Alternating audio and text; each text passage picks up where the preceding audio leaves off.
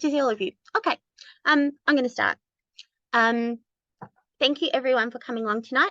I'd like to start this up by acknowledging the traditional custodians of the land across which we are meeting from. I'm here on Boonwurrung land today. I'd like to acknowledge that First Nations people have a strong connection to land, water, culture, and especially to animals, and to extend my respects to elders past and present, and especially to any people of Indigenous origin who are with us today. So thank you everyone for giving up your December Tuesday night. I wasn't even sure it was Tuesday. To attend this webinar about the pig welfare inquiry. Just a couple of housekeeping things. So this is being recorded. It will be up on the AJP website in a day or two. So for anyone to watch afterwards or to share. If you've got any questions, feel free to put them in the chat. We're going to go through that at the end. And also, yeah, you can ask questions at the end as well, but I would like to leave them till the end because we might end up sort of answering them along the way. And even though everyone's being very good, I'll just remind everyone to please stay on mute so that we don't get lots of background noise and stuff being picked up. So I'm going to share my screen, hold my breath and hope this works. So yeah, once this is up, I won't be able to see you. So if you need anything urgently, then please call out. So hopefully you can see that screen now. Yep, we can see the screen. Okay. Cool. So there is currently an inquiry into the welfare of pigs in Victoria, which is exciting because these, inquiries are hard to get up. There's a lot of just submissions and consultations, but an actual inquiry is kind of the next level. So it's great that this is happening. So tonight I was going to talk just a little bit about pigs generally and the current practices of pig farming that we use in Victoria. Just talk a bit about AJP policy on this, talk about this inquiry, the terms of reference, so what the committee is actually going to be looking at as part of this inquiry. I'm going to talk about some of the things that you can use to respond to those terms of reference, a little bit just about general submission writing and then questions. And just a reminder, so this is not due until the 12th of January. So there is a whole month to get this in, but it is obviously a really busy time of year. And it's no coincidence government does this because they don't actually want feedback. So again, this always makes me more determined just to give them feedback. But yeah, that's why we thought we'd do this now. And that way, I know, hopefully you can get it all over and done with before the silly season. Or if not, you've still got January to do it.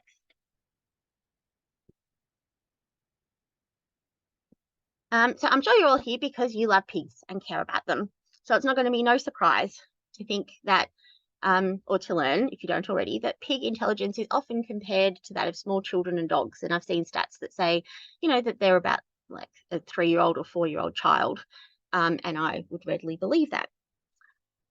Pigs are sentient, as are all animals, but they feel a very complex range of emotions. It's more complex than some other species. So they're able to feel optimism, they can be innovative, playful, self-aware, and they respond to love and kindness by releasing oxytocin, which is like the happy hormone, during positive interactions. So they really are feeling a whole range of complex emotions. And I guess just these sort of 5 facts, if you kind of keep them in your mind as we go through the rest of it, because in my head, it makes it just all the more horrific to think about what is actually done to pigs in factory farming. So there are approximately 2.4 million pigs in factory farms across Australia at any one time. And only 5% of them, roughly, are considered to be free range. And the pork industry grossed $5.6 billion in 2020 to 21. Now these stats I can't even get my head around those kind of stats, to be honest. But it shows that this is a very greed and profit driven industry because there is a lot of money in this industry. So a little bit about a day in the life of a pig. So they need stimulation. They're highly intelligent, and yeah, they need they need sort of mental stimulation and things to be happening. So they spend about 70% of their day exploring their environment, looking for food, and foraging and wallowing and doing things. They eat a whole range of foods. They like fruits and nuts and worms and mushrooms and snails and all sorts of things. So again, all of this takes time to search for, and that is part of their sort of enrichment and stimulation of their day. They like to sleep together, and they like to make their nest out of grass and leaves and twigs and other things. And again, that is part of their, creating their own type of nest. And they like to keep their toilet area away from that. They are very clean animals. When you're talking about a pregnant pig in nature, about 3 or 4 days before she's due to give birth, she'll become restless and look for a little area sort of away from the other pigs from a safety point of view, and that's where she'd like to create a litter nest. And then piglets spend their first few weeks together, sort of hanging out all very close together, and from about week 2 they like to explore and start to interact with their environment. They will generally continue to have their mother's milk for at least sort of 7 weeks or so, but they can start to eat other food and water from week 2. So again, this is pigs left to themselves and left to lead their normal lives. So again, this is why the practices of factory farming, which we're going to talk about soon, are so horrific, because it stops and prevents them from being able to engage in all of these normal activities. So what is the reality of factory farming? So factory farming use sow stalls for pregnant pigs, and there is a picture on the right, and in case that looks exaggerated, no, that's actually what it is. The floor is concrete. It's essentially just got metal bars, and it's 60 centimeters by 2 meters. So it's literally the size of a pig, with just enough room for them to be able to sort of take one step forward or back. They can't turn around. So if you think about, picture like your cat or dog trying to get comfortable at night and turning around in circles and kind of making their little nest, that's basically what pigs do naturally. So again, they can't do that. They're prevented from doing that. They're confined for under current legislation for 6 weeks of their gestation. It used to be longer, but again, there's no monitoring of how this is actually occurring. But that's what the law says. Now, why do they do this? Well, the industry says that it's to prevent injury, it's to prevent miscarriage, it's to prevent stress, it's to prevent pigs being aggressive towards other pigs. But the reality of it is that this is done as a way of maximising profit, because if you've got them all this close together, then you can fit more pigs in, and therefore that's more pigs to sell. Pigs in this, who are kept like this, experience a great deal of anxiety and distress. They often get their limbs caught underneath bars.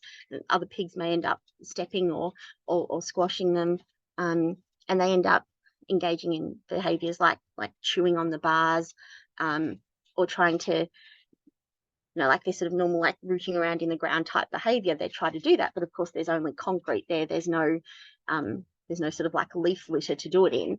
And so again, they get quite, they can wind up with injuries and infections because of all these sort of anxiety behaviours that are caused by being confined in this very restrictive environment.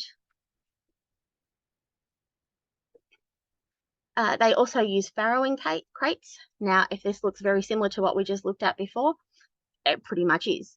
The crate for the mother pig or the sow is basically the same as a sow stall, but there's just a little space next to them for the piglets to access the mother's teats. So again, the pig can take one step forward, can't turn around, can't make a nest. They've got no ability to get away from their piglets if they wanted to. Just briefly. But the piglets also can't engage in their sort of normal behaviours, because they're just forced into this very small space. They confine piglets in that environment for 3 to 4 3 to 4 weeks, and then they're weaned, and then the mother goes off to a mating stall to go through this whole process again. The sow is also at risk of like heat stress because the heat produced from producing milk, and normally they'd be able to find like a nice cool area where they could go and just regulate their own body heat, but they're not able to because they're just on concrete, often lying on dirty, wet floors in their own urine or feces, which again leads to infections and injuries. And they can't properly bond with their piglets either. So there's impacts here. Now, again, what does the industry say? Well, they say that this is to prevent the risk of mother pigs like squashing the piglets, that they have to be separated. And yet there's no study that actually shows that there's any difference in the rate of piglets being squashed that I've been able to find in a farrowing crate as opposed to in nature. So again, this is all just about maximizing profits, getting as many piglets into that space, and pigs as possible. It's all about money. And another reality of factory farming, which I guess is what brought this to the attention of many, is the carbon dioxide gassing. So this is that, the horrific videos that were brought to our attention by Farm Transparency Project, which is horrific, but is so important to be able to see this, to get this out into the public about what actually happens. So in Australia, pigs have to be stunned before slaughtered. And I'd like to just apologise, by the way, because I guess obviously the things that we're talking about here are quite horrific and can be distressing for people. And so I'm very sorry and understand if someone wishes to leave or not listen to this. But yeah, this is the reality of what's happening. So the idea is that they're stunned, so that then they're unconscious when they're bled out to be killed. And what they use here in Australia or in Victoria is they use carbon dioxide gas, and they use concentrations of 80 or 90%. Now, more than 30% is shown to be aversive, so meaning that any higher than that, the pigs are they try to get away from it. So we're using triple that. It's a horrible gas. It's an irritant, it's acidic. So the feeling of being exposed to it is like being stabbed in the nose and the pharynx. It causes respiratory distress. So pigs will be gasping, trying to get away. They display, well, not that they really can, they display fear, distress, they make noise, all to vocalize the anxiety that they're feeling. Because it's not quick, it takes minutes. Of feeling suffocated, essentially. And the footage you may have seen shows them thrashing and gasping and trying to escape. So pigs are crammed into a gondola. They're lowered into this concrete chamber where the gas is. And it's considered, the most humane method that we have by industry, should specify. But even then, there's still other problems other than the fact that it's cruel, is that the gas has to be at the right temperature. Pigs have to be in there for long enough. If the pigs are crammed in too closely, then, some of them may get more exposure than others, so that some of the pigs may not actually be stunned when they get to that next stage. So they may actually be conscious when they're bled out. To put some perspective, in the EU, the recommendations to phase out the use of carbon dioxide in pigs will not be incorporated, as the impact has shown that such a recommendation is currently not economically viable in the EU. So again, even though industry knows that this is cruel, and it all just comes down to financial incentives for this. So up to 1,000 animals per hour can be stunned and slaughtered, which is a huge amount. There are some other potential alternatives, which we're going to talk about a little bit later, which are not much better, but slightly better. But there's not really very much research into these because there's very little commercial incentive for them to actually explore other options. They just kind of go, this is working, and they're happy to stick with it.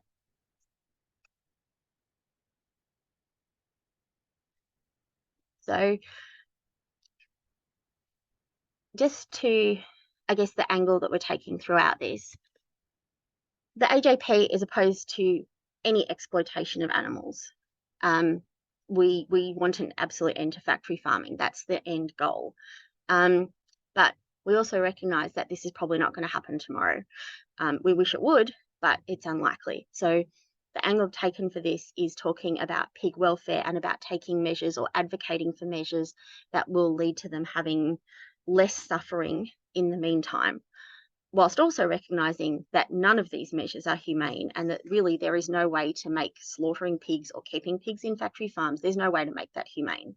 But we can just make it slightly more humane than it currently is.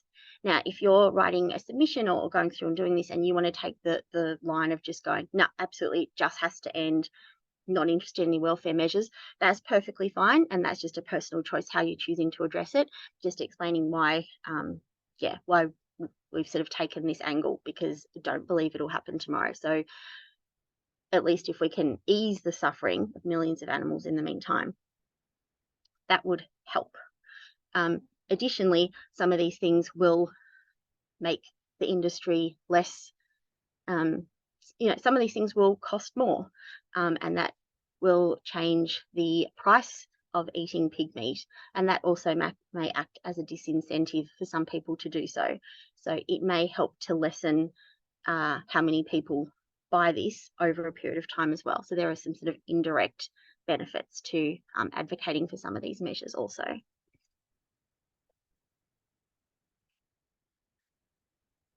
So this inquiry that's happening at the moment, there are 6 terms of reference that the committee is going to be looking at. So these are the things that they'll just be considering when they're reading your submissions. These are the things they'll be considering when they look at the survey results. There'll be public hearings as well. So these are the things that they'll be keeping in their minds at that time. So the first one is the current regulatory framework, like what laws exist and how effective they are at promoting or keeping pigs' welfare safe. The second one is looking at the common methods used to stun pigs. The third one is looking at the phase out of sow stalls. The fourth one is looking at the breeding and housing practices. The fifth one is just comparing it to what's happening overseas. And the sixth one is just if there's anything else that you want to talk about along the way. So I'm going to run through these in a minute. Just to let you know, there's 2 ways that you can basically have feedback on this. So the first one is a survey, which is 5 questions. Some of them have a few parts. I'm just going to run through them quickly. So this is quick. This is easy to fill in. You can do it in under 5 minutes. Then the second option is writing an actual submission. So this is where you'd write a paragraph, a page, a dissertation on what you object to. It would be great if some people can do both, because they'll be, the data will be looked at in other ways, and also great if you can try to encourage other people to fill this in. Numbers matter in these sort of consultations. So, if they get 100 responses and that's it, it doesn't send a message that many people care about pig welfare. If they get, 10,000 like we did about ducks, then, it sends a much stronger message that this issue is important to Victorians. It's also important if you have friends and family who actually do eat meat, for them to fill it in, if they actually care a little bit at least about animal welfare. Because if some of those responses are going in saying, that like, yes, you do believe animals are okay to eat, but you do care about welfare, again, that gives them that sort of information is important and useful for the committee to have as well, so that there's a range of views. So just going to quickly run through the questions. So the first one is, are you aware of or have you witnessed footage or images of stunning methods on pigs? I think most of us are going to say yes to that. And again, you're welcome to answer these however you want, just making some suggestions. But I think saying yes sends the message that this is something that, that is on people's radar as an issue. Do you believe the stunning of pigs prior to slaughter reduces their pain, suffering, and distress? I would be saying no, because otherwise they would not be as distressed as they are in those videos. And do you support the use of carbon dioxide gas as a way of stunning pigs prior to slaughter? Again, I would be saying no, because the obvious level of distress and the cruelty that happens from that method of stunning is certainly not something that I'd want to be supporting. So question 2, do you believe that animals should be killed to provide food for humans? Again, use your personal view there. Mine is no. Question 3, a slightly interesting one, just because of the wording. So do you believe that pig welfare should be balanced against economic factors for the producers and processors? It could be interpreted in 2 ways, but I think what they're getting at there is saying, essentially, is it kind of okay to not worry about pig welfare too much in order to make sure that farms remain profitable? Kind of reading between the lines. So yeah, I would be going with no for that one. And Excuse me, Nash. Yes. I'm not sure that we're on the same slide that you're reading from. Sorry, I didn't actually put up each of the slide questions. Sorry, because there was only 5. Sorry. Maybe I should have.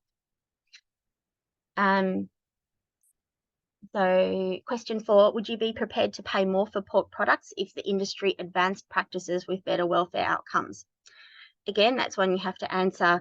It feels a bit disingenuous answering it as yes when I have no intention of eating pork. On the other hand, I'm not going to say no, because you can't qualify it and say no because I don't eat pork. So you could just say not sure, or you could say yes from the point of view of saying, well, if I ate pork, I would want to. There's no right or wrong answer there. Just answer what feels right for you. And then question 5 also has 2 parts. So are you aware of or have you witnessed footage or images of the confinement methods? Again, I'd say yes, because it does, because most of us here I'm sure have. And also, again, it draws attention to the fact that, these people care enough about this issue to research it and find out about it and view the footage. And do you believe the current confinement methods promote positive welfare? Well, no. You can't say that pigs in a sow stall that can't turn around for their entire lives have a positive welfare outcome. So there's your 5 survey questions. And again, if nothing else, if you don't have time to do anything else, then at least please take that 5 minutes to fill that in. Because like I said, a lot of these consultations, it really is a numbers game, and every single extra survey that goes in helps. So if you are writing a submission, ideally you would address at least one of those terms of reference and specify which one it is that you're writing about, but of course you can address more than one of them. The page will ask for your name, address, email, phone number, age bracket. It will then ask you to upload your submission, so you can fill it in a Word document, or you can fill it in a Google Doc and then just upload it onto the site. It will then ask you 2 more questions. Does it contain distressing information or images? And do you want to appear before the committee? So if this is an issue that you feel really strongly about, if you're someone who, say, has experience on a farm, I'm going to single you out, Pam, and say that I'm assuming that you would want to appear before the committee. If you have any sort of real experience with this, then absolutely put your name down, because they need to hear from people. And it's really valuable for them to, have a good 40 minutes of asking you questions and you being able to talk to them about this, about the reality of what actually goes on in this industry. Also, in terms of uploading, you may want to upload, again, if you've got experience with this, you might want to upload some pictures or video or whatever. You can only upload 3 files.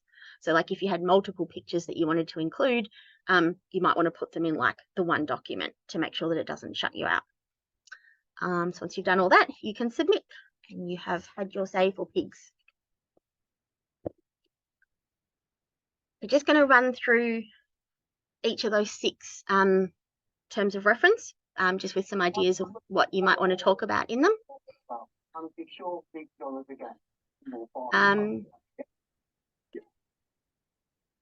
So the first one is the existing regulatory framework. So, yep, there's lots of laws out there that apply to pigs. None of them are very good. First and foremost, POCTA, which is the Prevention of Cruelty to Animals Act, which says the purpose is to prevent cruelty to animals. Surprise, surprise. Doesn't apply to animals that are going to be slaughtered for food. So it's actually not applicable in this case at all. Instead, some of these other three laws are sort of considered the main legislative framework. So the Meat Industry Act, the Standard for Hygienic Production and Transport of Meat, Model Code of Practice for the Welfare of Livestock at Slaughtering Establishments, even though that has the word welfare in there, and it talks about the minimisation of the risk of injury, pain. Sorry, I can't quite see everything on my screen right now. Suffering. Really, there's not really anyone who's checking the practices. There's not really anyone who's cares what is happening to pigs in factory farms. And in fact, footage again from Farm Transparency Project has shown repeated breaches of workers kicking and jabbing at pigs to move them. Body parts trapped in parts of cages and things like that. And all of that is ignored because essentially the industry is self-regulated. So there's very little actual protection for pigs, even where there should be. So this can be a really important point to make, is just to say that the current legislation is totally inadequate, and the current way that it's enacted, e.g. being self-regulated, is totally inadequate, and the fact that POCTA doesn't apply is totally inadequate.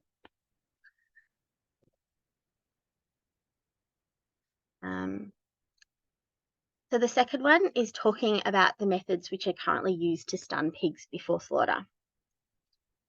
So the first one is electrical stunning systems. Now, if we were going to talk about another method that is currently sort of commercially available and commercially viable, this would probably be the one that we would prefer. It is more humane. Again, talking about the fact that this is a very crappy scale of humaneness, but there are still issues with it. So an electrode is applied to the head. There's a current put through, and it, kind of like a seizure, it makes the pig unconscious. Option 2 of electrocution is where this can actually be combined with a body current that essentially gives them a heart attack at the same time. Now, if these things sound horrific, it's because they are.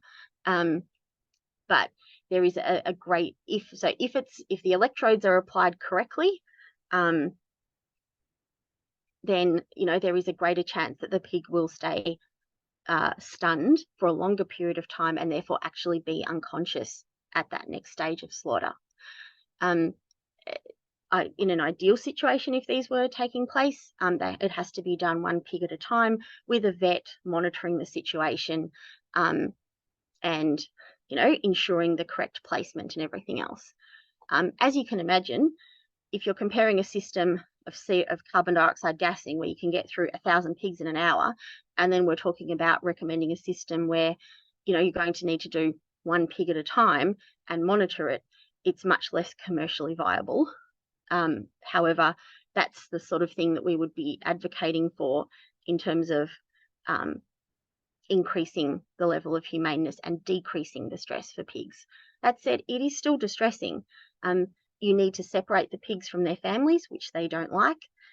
They often use cruel methods of, prodding them with electric prods to separate them. So even this is a pretty horrific option. Yeah, sorry, I feel terrible even just saying it's more humane. Another option is the captive bolt, which is that picture that's on the side there. So the placement is very much prone to human error. There's a very small area that it has to go into. If it's placed incorrectly, then again, the level of cruelty is horrendous. And holding pigs into that right position is very stressful as well, so not great. Shooting, not really a stunning method, but shooting and blunt force trauma are more used for piglets, and again, pretty horrific. Lethal injection is really only used for sort of companion animals. It's not used commercially, but it is an option. And carbon dioxide gas, which is what we spoke about before, which is that, being lowered into that that gas pit and the distress, the aversive behaviour of just the pig suffocating. So none of these currently available commercial methods are really could be classed as being in the interests of pig welfare. There are two other potential alternatives that are sort of have some small studies overseas. So it's using a mix of inert gases with the carbon dioxide. So then the irritant carbon dioxide is a lot lower and the inert gas is higher. So like a mixture of 60-30 with argon and carbon dioxide is actually, from people who've inhaled it, considered to be quite a pleasant way to fall unconscious. At the very least, when they have tried it on pigs, they haven't shown that aversive trying to escape behaviour. Argon is much more expensive though, so there's no commercial incentive for any sort of research to be done into that.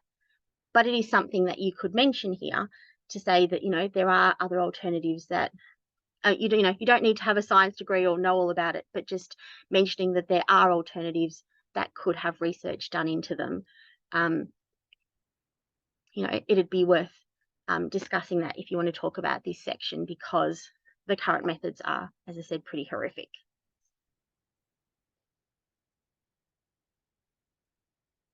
So number 3 is the outcomes of the 2017 industry-led phase-out of sow stalls. So in 2010, the industry committed to a voluntary phase-out by 2017. That said, even the alternatives to sow stalls aren't fantastic. It just means that the pig needs to be able to turn around, which is still an improvement. So even though they committed to an industry phase-out, sow stalls still exist. It's hard to get exact figures. There has been a lessening of them, but even now, 6, almost 7 years after that end date, which in itself was a 7-year phase out, so 14 years almost after they committed to phasing this out, only about 70 to 80% of farms have. Now, I know that's a reasonable stat, but that is we're still talking about millions of pigs who are still in sow stalls. And again, covert footage that was taken shows that pigs are left in there for longer than the legislated amount of time that they're allowed to be, because there's no one monitoring it apart from the people who are making money off this industry. So considering that industry can't be relied upon to implement voluntary measures, something you might talk about here is to say that this should be made mandatory. A sow stall phase out, it's no longer a phase out, they just need to be banned.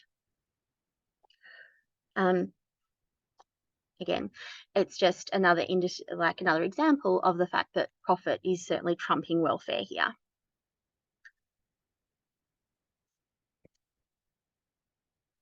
So a little bit about the number 4, which is about the breeding and the housing practices. So we talked about this a little bit before, but the breeding practices are invasive and restrictive and again, horrible. I have not gone into detail about it. The guide put out by Farm Transparency Project has some quite graphic detail about it if you'd like to discuss it.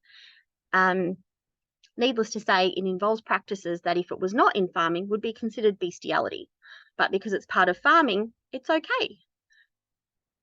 Well, I mean, it's not okay, but it's legislatively okay. The piglets are weaned early, so in life, like just a pig living its best life, piglets would stay with them till about 3 months before they sort of wean. And yet here piglets are taken away after 3 to 4 months, and that makes them really stressed, and so they're still trying to suckle, but there's no teat to suckle from. So what do instead? They like end up suckling on each other's tails and things like that, which then causes infection and injury, which is not profitable. So what do? But they do tail docking, and they do tail docking without anesthetic. And all of this is just based at trying to ensure that they're creating as much pig meat as possible, rather than wasting any of it. So same reason, they clip their teeth, they do all these terrible practices to them to try and circumvent what is essentially just anxiety behaviour. Any piglets who are deemed unviable are just killed in a very similar manner to, the killing of joeys in the kangaroo harvest program is blunt force trauma. So they're hit against a hard surface. Housing, well, since over 90% of pigs are farmed, they're essentially inside, so they never get to see the sun until possibly they're put in a truck to be taken to a slaughterhouse. So they're kept indoors their entire lives. They're in crowded environments, they're on concrete, and as we said, they don't get any of their, they need nesting material, they need space away from other pigs. They don't get any of that. So there's no environmental enrichment. They don't get to have their normal nesting behaviors, which puts doesn't just lead to them having horrible lives, but puts a lot of stress on them. Boars are housed in what is essentially a sow stall, but it's a boar stall. It's just slightly bigger. It's 2.4 meters by 70 centimeters. So again, this is just in recognition of their slightly bigger size. But again, they can take one step forward or back. They can't turn around. They lead pretty horrible lives too. So number 5, so international industry best practice standards. So this is just basically if you want to compare Australia to other countries. So as you can see from the map that you've probably all seen, green is good, and the darker the colours get, the worse the, so Australia's ranked D, so we're not great. For example, earlier this year, the EU signed an agreement to develop a non-aversive stunning method for pigs. We don't have anything like that here, although hopefully we will have something after this inquiry. Again, non-aversive meaning something where the pigs are not so distressed that they're trying to escape from it. The alternative that is quite widely used is the electric stunning. Maybe not necessarily under those ideal conditions of having a vet and being careful to take each pig individually, but that is the alternative that's used by many other countries. Some of the other options that are used overseas are the captive bolt stunning. There's low atmospheric pressure, which has been used for chickens, but has not been shown to be very successful or humane for pigs, but possibly some further research into that. There was like one study about using helium that's inconclusive. And again, there's research required into using the other gases like argon or nitrogen. So even in other countries, even in countries that are considered more humane than us, or have better animal welfare laws, the solutions are terrible. We just need to have, we just need pig factory farming banned. But if that's not possible in the time frame that we would like, i.e. now, then there needs to be research into alternative solutions. And at least overseas, as you can see in the EU, at least they're trying to do some exploration. That's what we need to be advocating for here as well. So number 6 is just your chance to kind of add anything that you'd like to say that doesn't fit under those other categories. So this is where, if you have a pig at home, if you have experience with a pig, if you have lots of pigs, if you have a pig friend, include a footage, tell a story, include something like that. Give it a slightly more personal angle. You can discuss social license and the fact that even the public that does eat pig meat, there is sort of this societal expectation that the laws protect animals, it must be okay. And yet, as we've seen, and hopefully as I've demonstrated, the legislative framework that we have, the practices that in farming that are considered acceptable are terrible. So just talking about how, it just doesn't, the reality of factory farming does not live up to what society might expect. And also an opportunity to talk about cell-based meat or plant-based diets or meat alternatives. Some of you may have been at the conference and heard, is it Magic Valley, the cell-based meat? You could talk about those sort of alternatives being almost at a sort of a commercially available level. And so people have the ability to eat pig meat without actually harming pigs.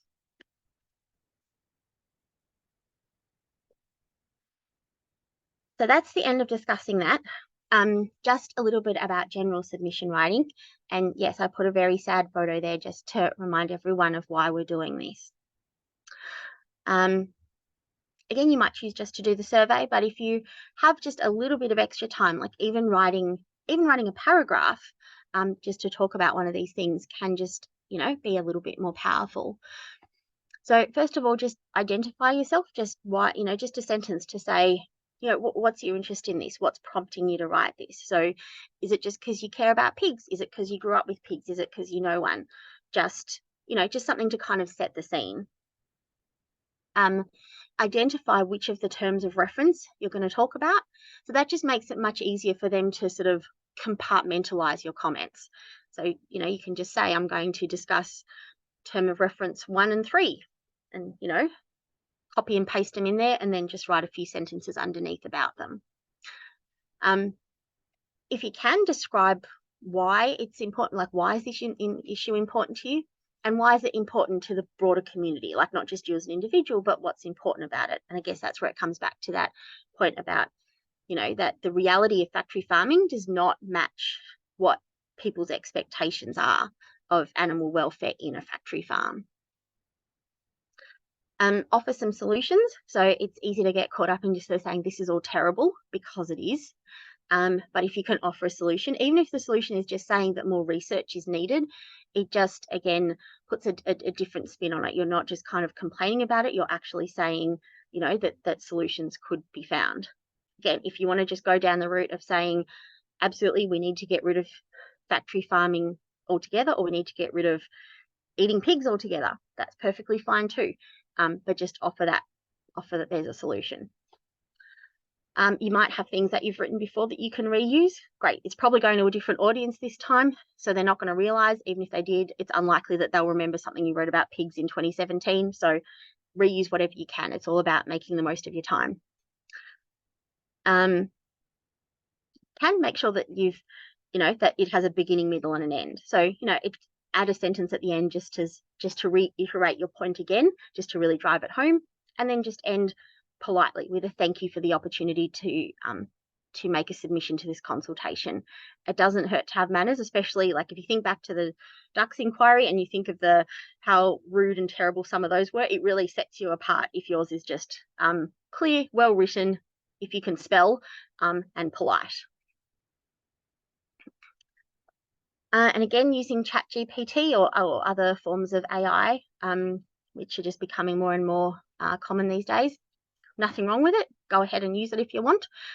All I would suggest is, be specific about what you're asking it to produce for you, and then don't just send it off, spend the extra 5 minutes reading over it and, adding that sentence at the start to introduce yourself, adding the sentence at the end to finish it off. I'd far rather someone uses ChatGPT and helps produce submissions for 3 of their family members than just kind of goes, oh, it's all too hard and I'm not doing it. That's 3 extra voices speaking up for pigs.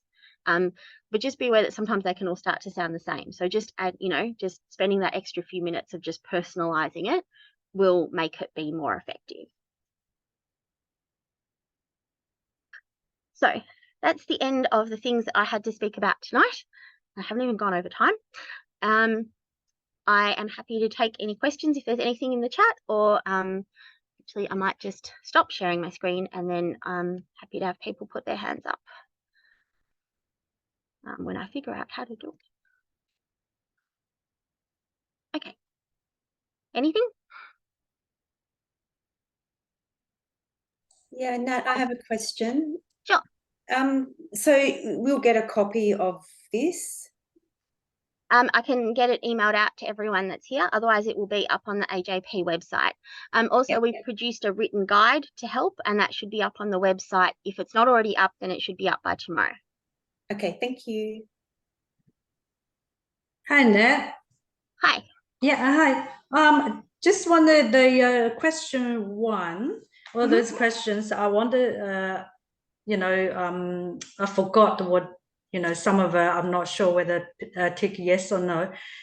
Are quite, supportive of what your answer is. So can you just give me the yes or no's and what you're going to do, and I'm just save my time and do it? Yep, question 1A is yes, 1A is yes, yeah. 1B is no, Is no, yeah. and 1C is no. Okay. Right, and question 2?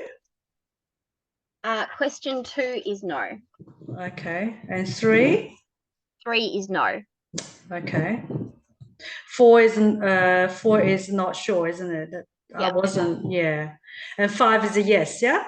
Yep, 5 is yes. Oh, sorry, 5A is yes, and 5B is no. 5B is no. Great, thank you.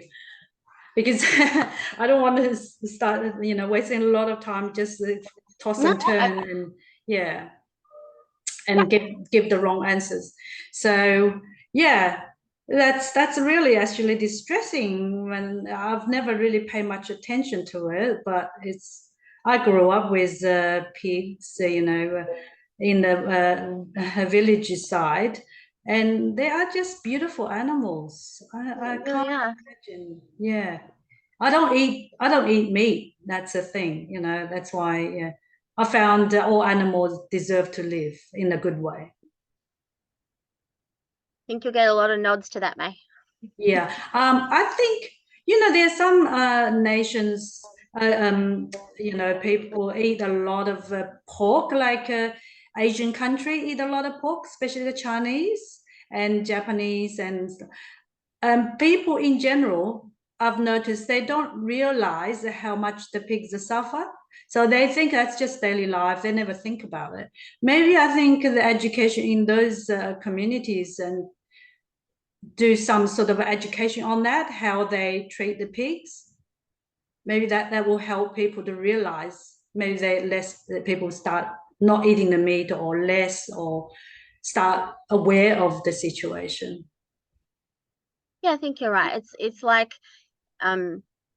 years ago with veal, there were lots of people who would still eat meat, but they would say, "Oh, but I won't eat veal." That's sort of their line that they won't cross. So, hopefully, if we can get people thinking about pig meat in the same way, once people realize how terrible this is, how terrible their lives are, how terrible their ending of their lives is, then Exactly. hopefully that's enough to make people change their views, change their actions. Yeah, well, I think I don't know whether that's the people doing that, educational program in a different communities. I don't know. Do you think that's probably better? Because the reason I don't eat pig, the animal meat, is because cruelty. It's not that I grew up with pig meat. I do eat pig before, but then after I heard that, then I said, no, I'm not eating it. I'm rejecting it. Yeah. I think it's hard to single out any particular community without it, without it looking like we're singling out a particular cultural community. But I think if we can just continue to raise awareness amongst people we know who are still meat eaters, then hopefully we can change their behaviour, at least in this one area. Stephanie, you had your hand up too. Hi. Look, thank you very much, Nat. As always, very informative and helpful. Helen's answered my question, which was looking at the climate change impact from intensive pig farming, because it's something we've been looking at the FAG group. And I'm just wondering if it's something I could put in under other. Absolutely. I don't know the stat, but I'll say Helen put it up there. Helen, I assume Helen's still online. I just wanted to ask Helen. So, Helen, I know it's less than 0.5%, you say here, to Australia's overall GHG. Is that significant? Is that a lot? So, first of all, I have to say that the figure of 0.4% is provided by the industry. So I think whenever information comes direct from industry, we need to consider it with a healthy dose of skepticism, because when it comes to numbers, there are lies, damned lies, and statistics, and a lot of things can be manipulated in terms of data. I'm certain that you could say, in comparison with plant-based agriculture, that the intensive factory farming of pigs in the context of this submission has a greater contribution to greenhouse gas production. I'm sure you'd be on very safe ground there, rather than arguing that 0.4% is, a relatively significant contributing factor, because we know that when it comes to suffering, that pigs in factory farmed settings are disproportionately suffering per individual compared to some of the other animal agricultural industries that might increase greenhouse gas more. I think, we're much better pursuing the cruelty phase. But by all means, the panelists in parliamentary inquiries love different points of view and new things they haven't thought of. They will read the same thing over and over and over and over again, and that's fine as long as it's our kind of submission saying the same thing over and over again. But they really do enjoy and find it quite interesting to have different points of view, Stephanie. So I think it's absolutely great that you mentioned that. Well, thank you. Thanks, Helen, for filling me in on that. I thought I'd just put it in as, just a minor point there at the end, but particularly as their survey is focusing on the economics of pig welfare compared with money, if they're not viable in terms of carbon emissions, they're going to be paying way more, in terms of maintaining this type of farming. But anyway, thanks for that, Helen. That was interesting. Yeah, and really good point, Helen, that, they read the same thing over and over again, which to some degree is very valuable, because we want to say that these themes or these overall ideas are the things that really matter to people. But then when they read something a bit different, kind of like their ears prick up, because they kind of go, oh, yeah, this is a bit interesting because it's something different. So I'd be interested too, because that stat is from industry, I think you said, looking at something like Our World in Data, they might have some, if you've ever used that website, they might have some different figures that, are a bit more damning of the industry. And what's that, Nat? Our World in Data. Right, okay. Thank you. And good point, Mickey, about antibiotic resistance. So yeah, there's a bunch of sorry, it was very late when I was writing that list. But there's a lot of other things that you could put under other, and yeah, antibiotic resistance is a very, very real problem in our developed society, and so raising that is also really valuable. And again, it's another point of view to hopefully get them to pay attention to it. Can I? So somebody talked about antibiotic resistance. Yep. Wasn't there a recent study done recently of the level of bacteria in 2 types of meat that got sold in Australia? I'm trying to think.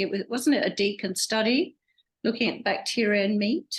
And I just wonder whether this intensive animal farming contributes to that. I'm pretty sure pork was one of them. Pig meat was one of them. Can anybody remember? It wasn't that long ago, perhaps 6 months ago. I think Deakin did the study. It got some publicity. So they basically took meat off the supermarket shelf. There was something about importing the meat, and if it had a bone in it, or if it didn't have a bone in it, something came from Australia versus the imported meat, and the pork industry were really concerned that it was going to infect our pigs. Does anyone else remember that? Oh, I do actually. Yes, I've got the link to the study. No, sorry, it took me a while to get on board. I've got the link to the study. Stephanie, remind me. I'll send it to you. Right, because I also think under other NATO and everybody else is,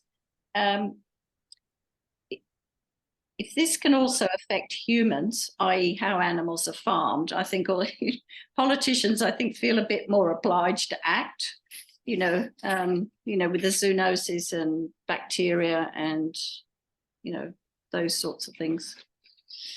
But, you're going to send the link. Thanks, Nat. I'm sorry I couldn't remember what the other meat was. There were 2 in particular. I remember reading it, and I remember saving the link to put into the actual AJP submission. So that's why I know I've got it somewhere. Right. Okay, great. Thank you.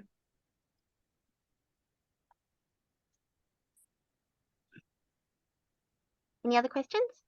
Ruth? I just want to point out that in the chat, in case some people are not in the chat, there are some useful links from farm transparency and information and things like that in the chat if you'd like to have a look. Thanks, Ruth. Wait, who else has raised their hand? So I lost track of who was first, so I'm just going to go in order on my screen. So Annie first, and then Kathy. I just wanted some clarification about that question that I know you said you can answer however you kind of like, and I'm kind of conflicted. The question about would I buy pig meat if it was more expensive, would I still buy it? Was that the question? Something like that? Yep, I'm conflicted too, Yeah. to be honest. I kind of want to say there's no way I would buy it, but is it detrimental to be recognised as a vegetarian or vegan in this study? Because then they'll go, oh well, they're just the vegans. They're not going to impact the industry anyway. Like, do we need to keep incognito? So because the survey doesn't give you the chance to qualify your answer, it's just yes, no, or not sure. So I would say that answering no is potentially harmful to your answer because it suggests that you're not willing to pay more for animal welfare. So that works against the argument we're making.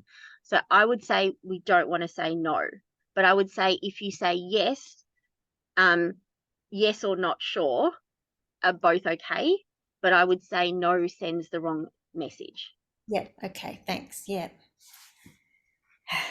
I'm always I know, I hate it. From the first moment I read it, I submissions- was like, I want to say yes because that sends the message that I would pay more, you know, that animal welfare is important enough to pay money for. But on the other hand, I don't want to say yes because I'm not going to buy pig meat. Yeah, but you want to get the right outcome, so that's the most important thing. Yeah, I'll say maybe. Unsure. Thank you. And a good point, Jordan, and that's something you could put under so Jordan's just put in the chat that you'd be willing to pay money to have animals that you don't eat living in better conditions. So yes, that could be a point to put in other as well, to say that you'd be happy, well, not happy, but you know, that you would accept if your taxpayer money was going towards better enforcement of the legislation that does exist, because that would also improve welfare by picking up some of the really dodgy practices. Yeah, that's something that you could talk about as well. They care about, you know, this is put forth by the Economics and Something Committee. So, you know, they're looking at it, I mean, as much as they're including pig welfare, they are looking at it through the lens of economics. So using economic arguments is going to carry a little bit more weight with them. Kathy. Hello. I guess my concern was sort of similar to Anne-Marie's, but about question 3 as well as 4. I just worry, like, given the survey's the easy option for people who might not be that invested in writing a submission, and those 2 questions, like, I've got no idea how they're going to interpret the responses from that, because the one about balancing welfare against economic factors, like, you could extract totally opposite meaning out of the same response, right? How do we really, like, minimize that? I believe I have had exactly the same concern, and I have spoken with Georgie about it too, although she's restricted in how much she can discuss that aspect, because we don't in any way want to compromise her position on that. So I guess all I can say is that I almost want to just write a submission and not fill in the survey, but the survey is still a really useful tool, and it means it's getting those numbers up. But I am worried because I'm seeing in like chat groups and stuff that a lot of people are just like, survey done my survey. And I'm like, I don't want you, don't just do a survey, do a survey and a submission. Write something that really explains. Yeah. Even though it's not, I don't think, like, it's not linking it necessarily. It's not going to say, they're not going to go, these are the answers because, but they'll look at those overall themes. And, you know, 70% of people wrote submissions where they identified that, you know, sow stalls are not okay, or that welfare matters to them. So that's, I think that's why it's so valuable to be able to do a submission rather than just a survey, because you're right, it could be that question 3 could be interpreted totally the other way. Like if you said, do you believe that pig welfare should be balanced against economic factors? and you said, yes, that could be saying that you think pig welfare is more important than economic factors. But I don't believe that's how the committee will read it. Okay. All right. Thank you. Mickey, you had your hand up. Hey. Yeah, I was just thinking also about the survey, and yeah, also about the question around would you be prepared to pay more for pork products?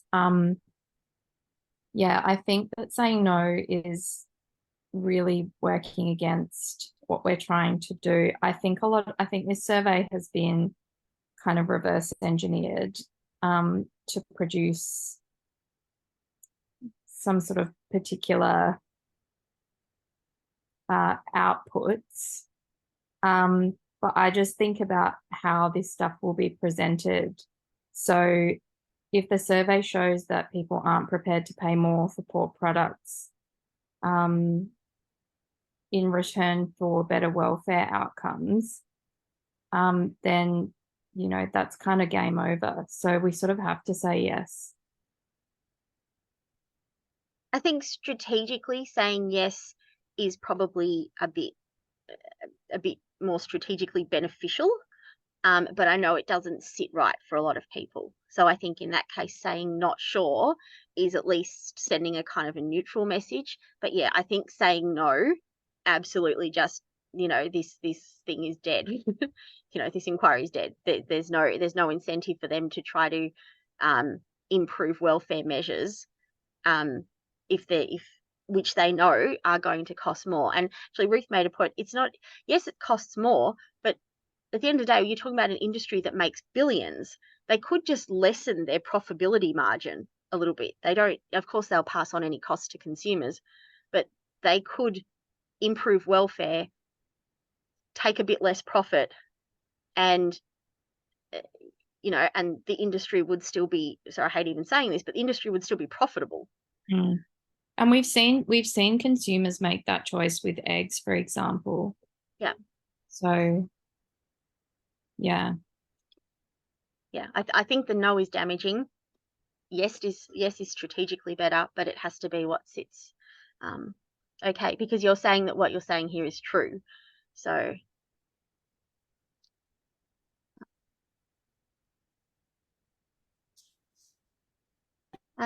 see Jordan's point. I'm not quite sure that I understand your point, Jordan. Sorry. Oh, sorry. Yeah. It's just that as like public companies, they have an obligation to maximize profit for their shareholders, which are the owners. And if they don't do that, then they can be charged. That's the contract they entered into. So they don't have as much flexibility, which is why it's so important to get good laws. Okay. Yep. Very good point. Thank you. Ruth. Yeah, just wanted to make an interesting point that I read today, and I'm not suggesting that you use it because I haven't done enough research. But I was researching alternative gases, and they said, for example, if you expose pigs to 7 minutes of nitrogen gas, it's not aversive to them. They just more or less, well, how they put it, you know, they become unconscious, but they're not distressed by it. So if you look at, you know, if you could put them in, even if you put them in a gondola, for example, all together, and you expose them for 7 minutes instead of 5 minutes, and they're not going to be distressed, that's just another consideration. That's all I wanted to say. It's interesting to have a look at the alternatives, because, you know, they just want to get them through as quickly as they possibly can.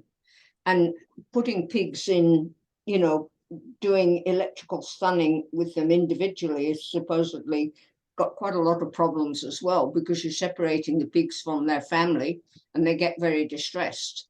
So it might be better that they go in as a family group, but we use a different gas. So I think that's one of the things that, you know, making the point that we need to research alternatives is a really important thing, which I'm sure we will all put down. Yeah. Yeah. Thanks, Ruth. Yeah, there just isn't enough research because they have a current option. It's working. Economically, it's fast, gets them through quickly. And since that's their priority, there's no incentive to keep going. But of course, that's what we're trying to force here by doing this, is at the very least opening the topic up, raising awareness, making them explore other alternatives. Stephanie?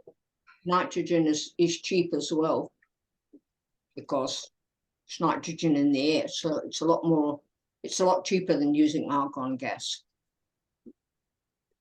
Can I just add that Ruth has helped a great deal with producing the guide and doing the background research on this. So thank you, Ruth. Just is that me? Yes, Nat? Stephanie and then Annie. Yep. Just following on from Ruth's comment and yours, Nat, in terms of suggesting that we include some options. Probably a lot of us would probably not feel confident in knowing which of all those stunning methods is actually going to be the most humane. But perhaps another thing we could suggest is that the government does convene, a committee of, broad range of people that would actually then examine which are the most humane methods. And so we could ask for things like, it must include an animal advocacy group such as Animals Australia in that group, as well as vets and scientists, and I assume they'd always have someone from the industry. So be another suggestion that we pop in options, that they do convene a group to examine all those methods and look which is the most humane. Absolutely. Again, advocating for an independent officer of animal welfare, also office that contains officers of animal welfare, which is something that we, have pushed for over the years as well, who could be involved in that sort of investigation, research, decision-making process. Yes, good point, Stephanie. Now you mention that, Nat, that's also something we could add in in these independent animal welfare department officers and so on. I hadn't thought about that, but that they're really important. And things like cameras in abattoirs and so on. Yeah. Okay, good. Thank you. I'll take my hand down. The next person. You'll probably get hungry, Nat. I'll get all good. I'm just pleased that people are interested in the topic. Annie? This is possibly redundant, and we've talked about it already, but it just struck me after going over those questions again, how much of a sneaky survey it is, because they can slice and dice our reactions, our responses, however they like the whole idea of balance. Do you balance animal welfare against economics? Well, that we could go, yes, it should be considered, or another person could say, yes, I believe it should be considered, seeing that as a positive thing because it's not being considered at the moment. But they could totally interpret that as saying, well, we're only prepared, it needs to be limited by economic concerns. So it's just like, this is diabolical, this survey. They're so sneaky. Yeah, I don't know. Just wanted to say that. Yeah, I mean, you could even write your submission and say, I've chosen to make a submission because filling in the survey would not enable me to clearly make my points. Or, filling in the survey may send you the wrong message, so I've chosen to do this instead. Like, you can put in a sentence to say something like that. I think the survey is maybe useful for carnies, because if they kind of say, should know the questions off by heart by now. But if they say that they believe that animals should be killed for food, but then they say that they do have, that they believe that the current confinement methods don't give positive welfare. Like, I think it's useful for sending that kind of message, like to sort of say, hey, even people that eat meat still think this part of it isn't okay. So I feel like the surveys, this is just my personal opinion, by the way. I feel the survey is useful for carnies, but I think overall, anyone who really cares about this topic, you're much better off doing a submission. So like even a paragraph is going to be useful. Yeah, thanks. I will put that in my submission, that I want to be absolutely clear that, of which way the balance should fall. Yeah, thank you. I'm glad I asked or said something. Yep. And Ellie, yeah, so should we address the survey issue? Yeah, look, I think absolutely if you're not happy with which I don't think any of us are, it also doesn't hurt to write an email to the committee and say, I'm not happy with the wording of the survey questions. You know, are they going to change it? Unlikely, but I think it's good for them to know that that people aren't happy with it. So yeah, Ellie's just put their email address in there and made that suggestion, and I think that's great. You know, all of this information gets collated. To be fair, it's going to go to the secretary for the committee, but you know, at some point the committee is going to find out, hey, 30 people said that our survey questions were rubbish for the following reasons. And again, that's an important part of that overall investigation that they're doing in the inquiry. Any other questions? Where can you find that submission? Last night I was looking at your email and I click on there's a highlighted, but I couldn't seem to get into the link to. Oh, sorry, do you mean into the inquiry or into the AJP submission? Oh, that's where I get confused. So where, yeah. So if you want to, the website, so in order to get into the where you make your submission, that's on it's on the parliamentary website, and if you look on the guide that'll be out tomorrow, the link will be on there, or you can actually just type in Pig Welfare Inquiry Vic. If you just Google that, it should take you to the page. I think that's what I did today. Okay, Pig Welfare Inquiry Vic. Inquiry Vic. Okay. All right. If I was more skillful, I would find the link and put it in the chat, but I'm not, so I'll just say that. Okay, then I'll search for it. Yeah. Thank Gail, you. you had a question? Thanks. Thanks, May. Gail has and Monica. Is this part of the inquiry that Georgie is going to run? You know, sort of later on next year. Yep, Georgie is the chair of this inquiry. So this will be the start of the inquiry. Yeah, our submissions and yeah. So this will be the start. Is the submissions will close on the 12th of Jan, and then after that, the committee will have time to read them, evaluate them, and make, you know, they'll prepare a report that has their recommendations for what should happen next. So I think that'll be by the end of March or the end of May. I've forgotten, sorry, but they have a couple of months to put that together. Hopefully they will also do some site visits. So hopefully they will also go out to a slaughterhouse or to a pig farm and see. But I don't think that's been decided yet. So yeah, it'll be submissions, surveys, discussion. There will be some public hearings where people will have that chance to speak up. So yeah, if you think you even might want to, you're better off just putting down yes at that question.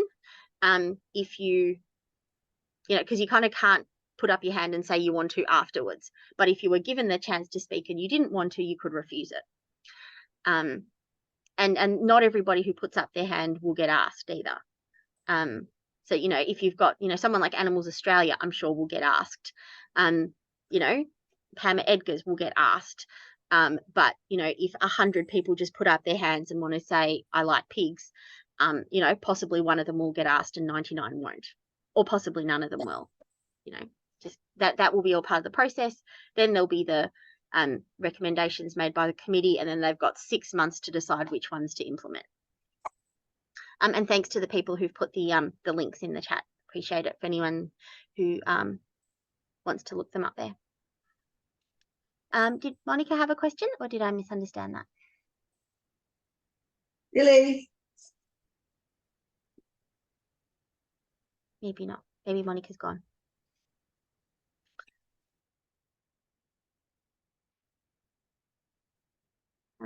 Bye, Penny. Thanks for coming. Gail, did you have another question? Sorry.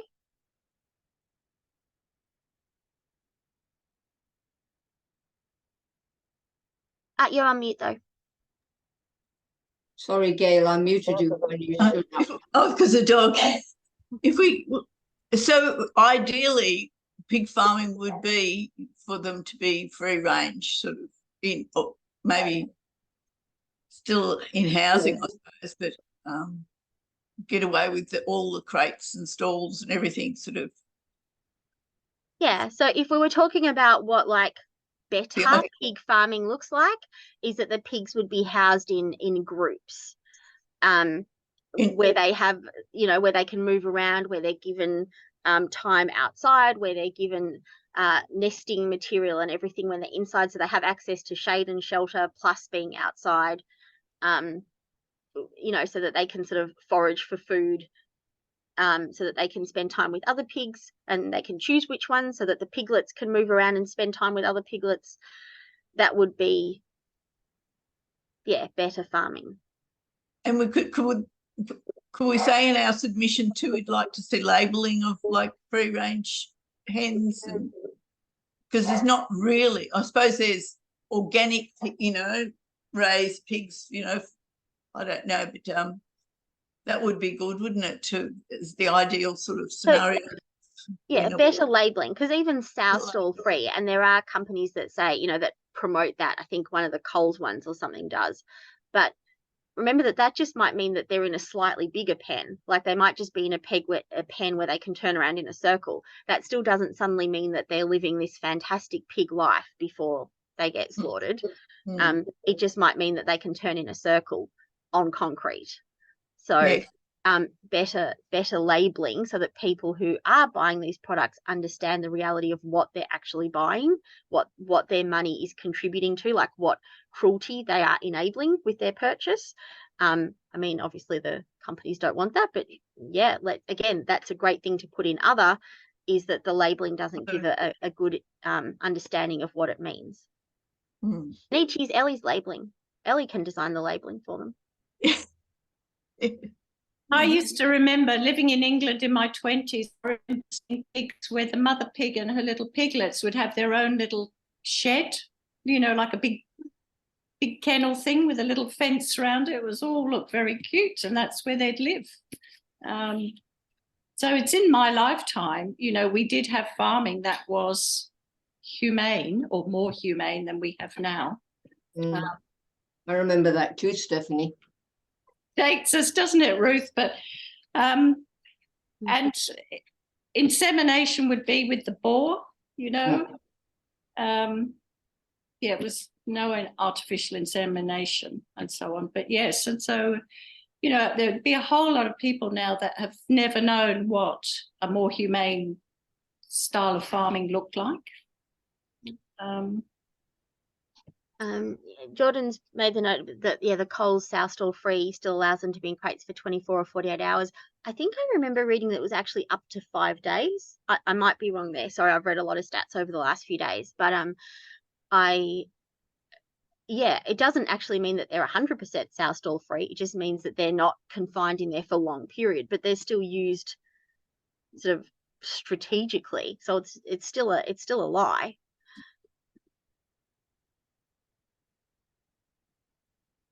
Yeah. And yes, CCTV, which was one of the recommendations of that previous inquiry, was that well, that was CCTV in slaughterhouses, not in farms. But yes, there should be CCTV in these sort of areas. But you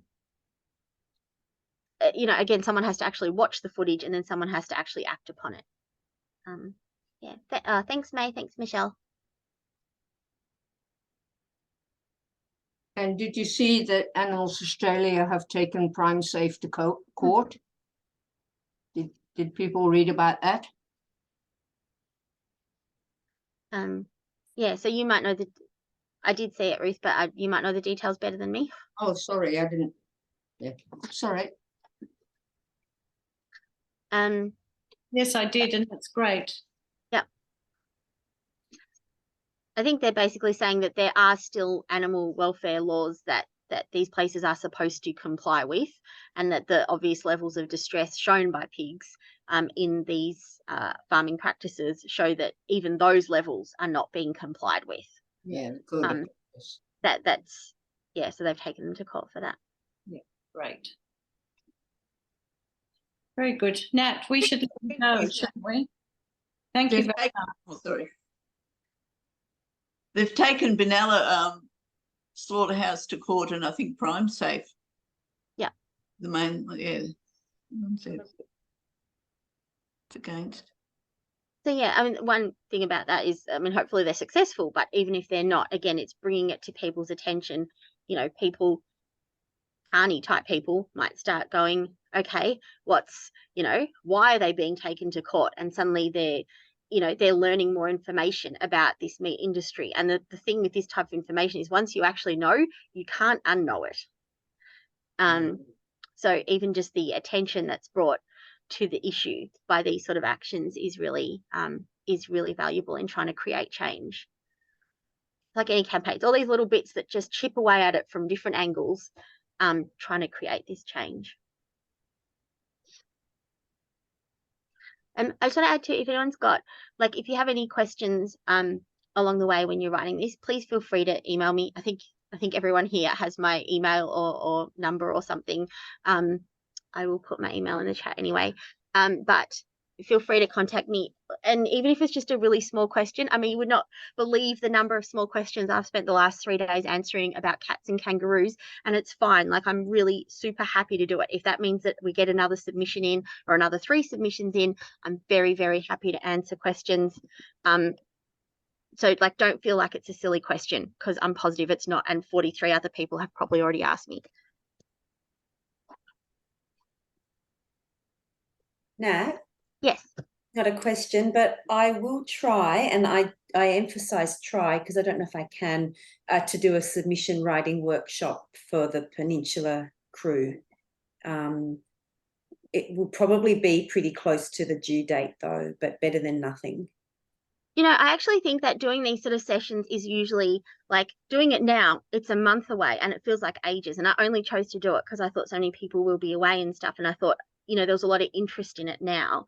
But I'm almost wondering if we need to run another one in Jan, because it's really when it's about a week away that people go, oh, damn, I need to do this. I've only got 5 days left. And that's when they need a bit of extra help. So if you want the slides or the notes or anything, just let me know. I will need all of that. Yeah. Have all of it. Yeah, thank you.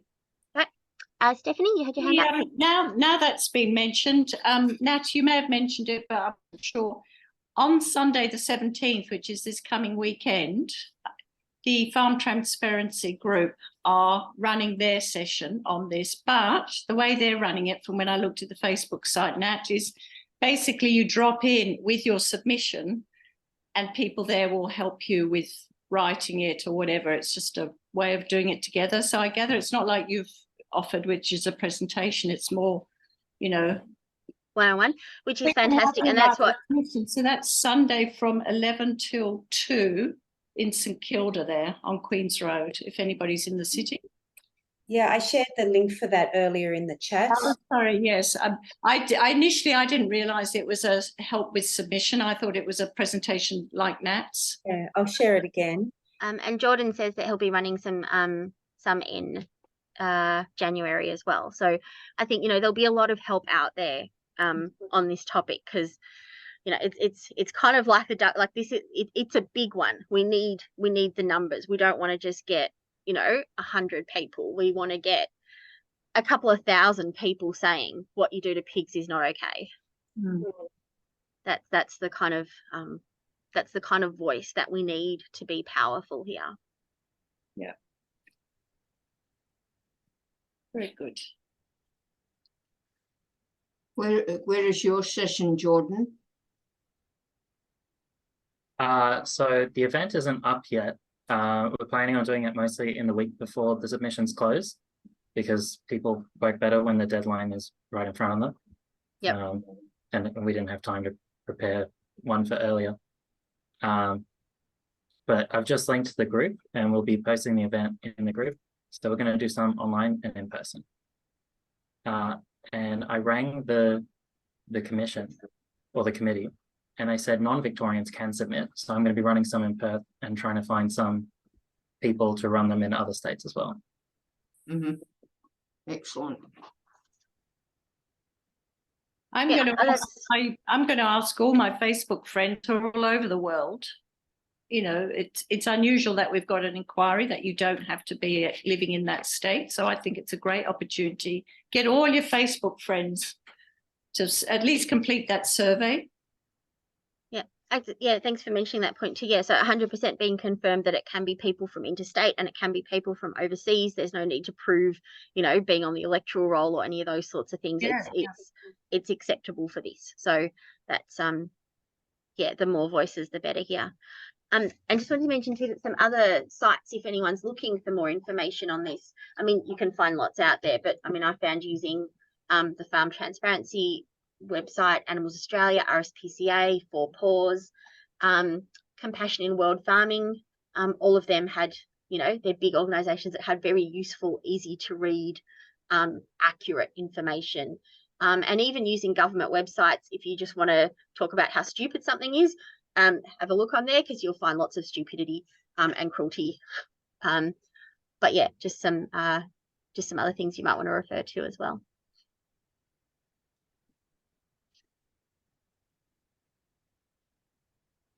Any other comments or questions? Okay. I might wrap up then. Again, this video should be up if anyone needs it for anything. If anyone like Katrina, who holds some amazing just little small group submission workshops, if someone wanted to do one in their own area, you know, would be super happy to help you prepare, give you resources, help you attend if possible.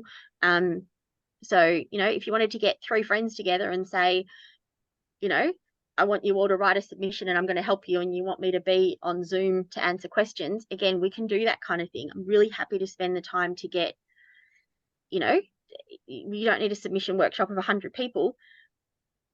Yeah, very happy to Yeah, do if you do those it sort of things. if you do it face to face, maybe just pop a social element into, like, we'll go for coffee later or we'll go and have lunch later. It just helps to bring people together. I found that's how I've been doing mine. So yeah. And yeah, Jordan, if you want to email me, I think my email's a bit further up there. If you want to email me the details for yours, yep, we'll share that. I'll make sure that we share that in our groups as well. Because you're right, it'll come, you know, it'll come to 2 days beforehand and people will go, damn, that's due, and there'll suddenly be this sort of flurry of people wanting to do it. And so having help available then is really helpful and valuable.